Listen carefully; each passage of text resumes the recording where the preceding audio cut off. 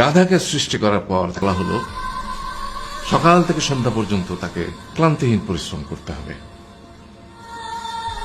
সারা জীবন তাকে পিঠে ভারী বোঝা বইতে হবে, খেতে পাবে শুধু ঘাস, আর তার মাথায় কোনো বুদ্ধি থাকবে না। তার আয়ু হবে 50 বছর। গাধা করজোড়ে সৃষ্টিকর্তাকে বলল, আমি এত বছর বাঁচতে চাই না, আমাকে 20 বছর আয়ু দেওয়া হোক। সৃষ্টিকর্তা সেটাই মঞ্জুর করলেন।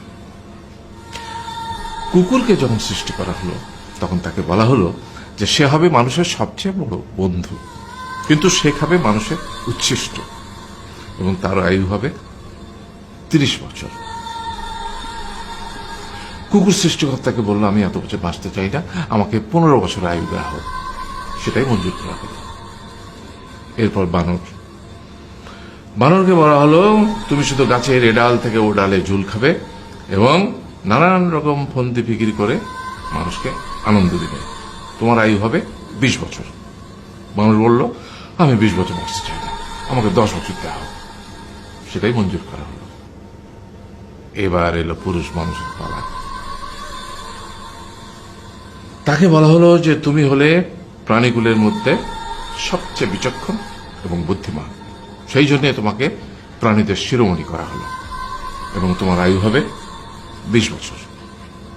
তখন পুরুষ মানুষ বলল, করজোড়ে বলল সৃষ্টিকর্তাকে যে 20 বছর আয়ু অত্যন্ত কম, হে প্রভু, আমাকে ওই গাধার সে যে 30 বছর আয়ু চায়নি সেটা আমাকে দেয়া হোক, ওই যে কুকুর 15 বছর ফিরিয়ে দিয়েছিল সেটাও আমাকে দেয়া হোক, আর যে বানর 10 বছর নেয়নি সেটা আমাকে দেয়া হোক। 20 বছর অত্যন্ত কম, আমি দীর্ঘদিন বাঁচতে চাই। সৃষ্টিকর্তা সেটাও মঞ্জুর করলেন। তারপর কি হলো?